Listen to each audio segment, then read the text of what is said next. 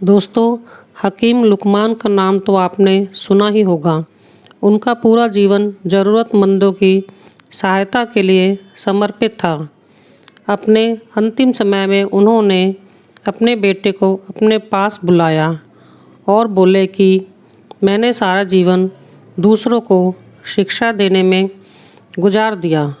अब मैं तुम्हें एक बात बताना चाहता हूँ, लेकिन सबसे पहले तुम एक चंदन की लकड़ी का टुकड़ा और एक कोयले का टुकड़ा ले आओ।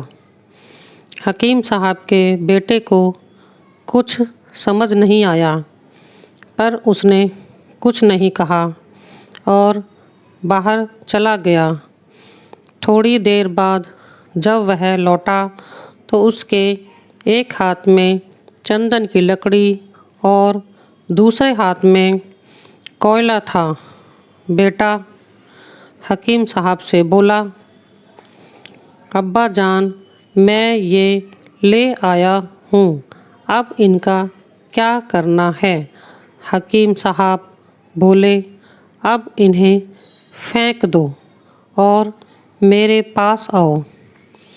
बेटे के पास आने पर हकीम साहब ने पूछा, तुम्हारे दोनों हाथों में क्या अंतर है?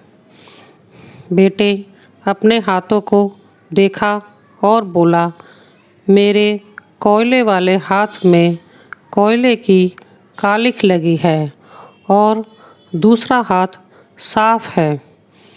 हकीम जी बोले, नहीं, इस हाथ को सूंघ कर देखो।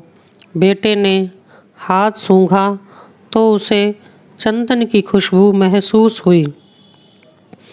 हकीम साहब ने कहा, जैसे कोयले वाले हाथ पर छोड़ने के बाद भी कोयले की कालिख लगी रह गई, वैसे बुरे लोगों की संगत छोड़ने के बाद भी बदनामी पीछा नहीं छोड़ती। जैसे चंदन की खुशबू अभी भी तुम्हारे हाथों से आ रही है, वैसे ही अच्छी संगत हमेशा व्यक्ति का विकास ही करती है, उसे सदाचार के मार्ग पर ले जाती है। उनका असर उन्हें छोड़ने के बाद भी बना रहता है। इसलिए दोस्त सोच समझ कर बनाने चाहिए। धन्यवाद दोस्तों।